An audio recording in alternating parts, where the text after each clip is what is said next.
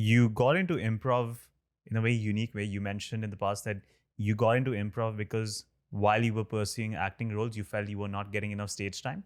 So that's when you started getting more into improv. And I find that interesting because most comedians have the same origin story. They all went on a school trip. They were bitten by a radioactive spider. Yes, that's of now, course. That's the question I'll have for Peter Parker when he's on the show. Or like a villain origin. Yeah, villain origin. I wasn't cast in Les Mis in 1997. You know, there we go. Like, I swore. Yeah, no. Is that your? Yes, it is. No. But most comedians do have this similar story. When you ask them how they got into comedy, they were usually the kid that was picked on in school, did not have athletic abilities, were not the popular kid, so they developed comedy as a safety blanket of sorts so that they can gain some kind of clout. Or the other origin story that you most often see is that they were naturally funny. They made friends laugh, made family laugh, and they decided to pursue that as a career. Some comedians then down the road end up diverting from that slightly.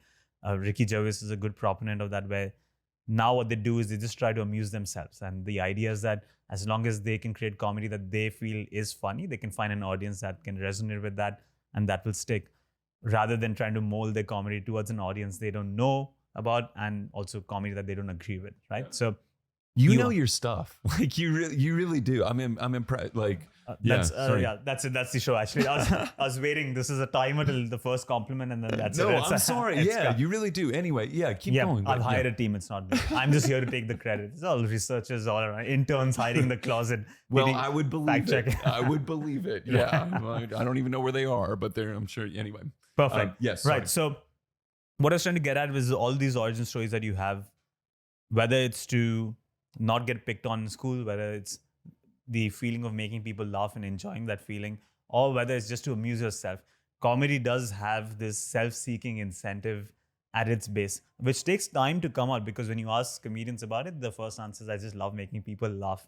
Right? Yeah. But do you ever get the feeling that comedy cannot survive if it is not born out of a selfish motive? I mean, I guess it's selfish in the sense that I seek... Maybe selfish is a harsh word also. I seek self-expression. I seek to use my creativity, use my talents. So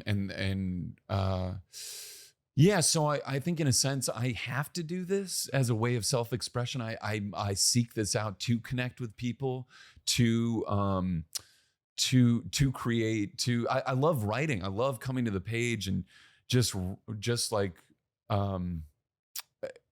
seeing what's going on at the beginning of the day, rather than jumping on TikTok, rather than jumping right on, seeing what's going on with me and developing a relationship where I know what I'm thinking. I know how to express that with words. It's so important. I mean, our whole culture is built upon it. You know, you gotta know how to express yourself. So, and then I've also always been doing it my whole life. So I've been doing it since I was 8.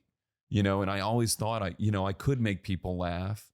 People did. I was always sensitive when people were made fun of in school. That always, because I knew how much it hurt me, and in times when I was made fun of, that really bothered me, even though it wasn't really acceptable to show that in public. So I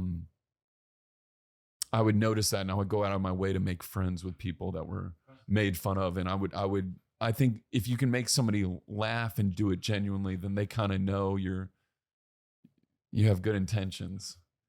And in order to make somebody laugh, I think there has to be something, I don't know, some essence being genuine, either to yourself or to an idea or whatever, but I don't know. Anyway. You can't fake a good laugh.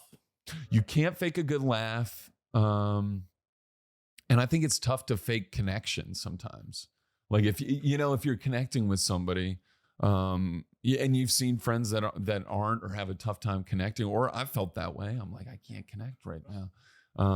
That happens to all of us. But we started this interview with the Dostoevsky quote, which is that laughter is a reliable gauge of human nature, and it's literally this in action. Yeah. You set it up. Yeah, that's right. It's all planned.